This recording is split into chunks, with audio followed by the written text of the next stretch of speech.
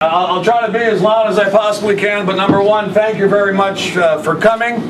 We are here to honor Ed and Mona Pastilong. And as you can see, we are dedicating the Ed Pastilong Football MVP Award. I did a quick count, Eddie. My math isn't very good, but I think there are 75 years going forward that you're going to have the Ed Pastilong MVP. So I'm not sure Pushcar Building will be standing at that point, but this will still be here. So I thought I would go ahead and read this. Literally, I think everybody here knows Eddie and has known Eddie in many capacities going back for years, obviously with your connection to the university as a student and as an employee of the athletic department and as the athletic director. But I will take about 5 minutes and read the highlights, if I may. Do you give me permission, Eddie? But first I want to say, Eddie's an old quarterback and I'm an old quarterback, and our stats combined for our careers wouldn't match what Gino's going to do this year. All right? We would have been very good under Holgerson, I think. So Ed spearheaded WVU's growth into one of the nation's finest intercollegiate athletic programs on and off the playing fields during his 20-year tenure as Director of Athletics from 1989 through 2010. His vision helped guide, mold, and shape the student-athlete experience into a positive one at WVU through a successful across-the-board total athletic program. At the time of his departure, Eddie was one of the longest serving athletic directors in the nation.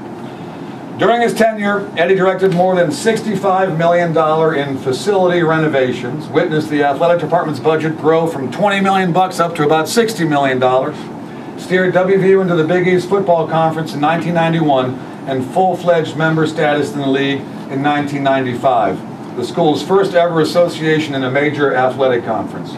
He initiated, and this is very important, the athletic director's academic honor roll, where nearly 4,000 student athletes have been recognized for outstanding work in the classroom.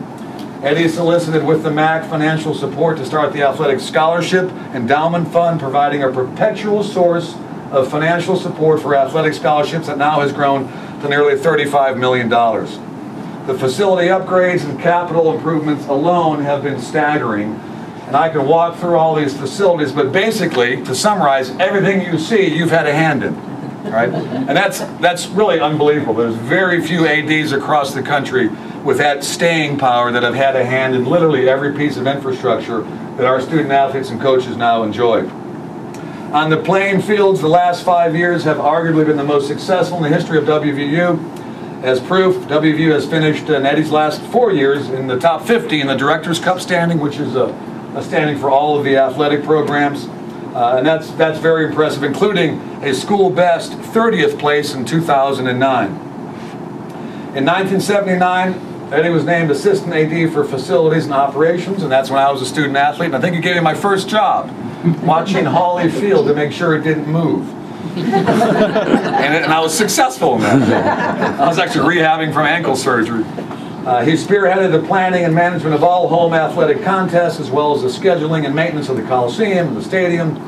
He was on the board for the planning and the building of Mountaineer Field, which to me is the single most important thing that over the last 35 years we were able to do to really launch WVU into the modern era. Of course, prior to West Virginia, Eddie was the head football coach at Salem College, and even prior to that, he was the head football coach at Scott High in Madison, West Virginia. And folks in Boone County still talk about your perfect record. 0-10.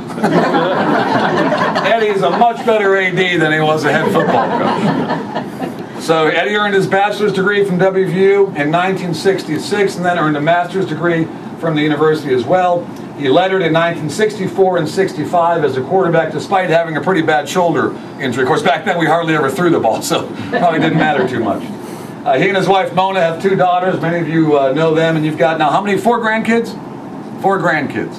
So Eddie, we're delighted on behalf of WVU and President Clements and all the folks in our administration to dedicate the Ed Pastilong Football MVP Award, which will go on for at least 75 years. So come on over and we'll shake hands and accept the award.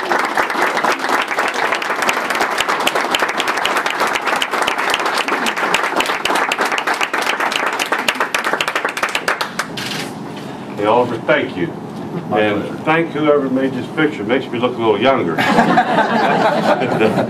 but thank you, and thank Coach Holgerson for allowing this to be here. And it was an honor to play football here, and it was a real privilege to be a part of the 208 people that are part of the athletic department. I think that is one of the most wonderful teams in the country, and the success that Oliver mentioned that we had over those years, I was one of those 208 people, and I'm indebted to them. And this particular MVP, I'm looking forward to the season, and it'll be a lot of fun as I make my own confidential selections of who I think MVP, and I'm sure it'll vary from game to game. But I got a feeling that there's a couple sticking out already. So thank all of you, and again, Coach and Oliver, thank you. And again, one more time, thanks to everyone associated with the WVU Athletic Department, and again, a special thanks to the people that I work with. Thank you, Eddie.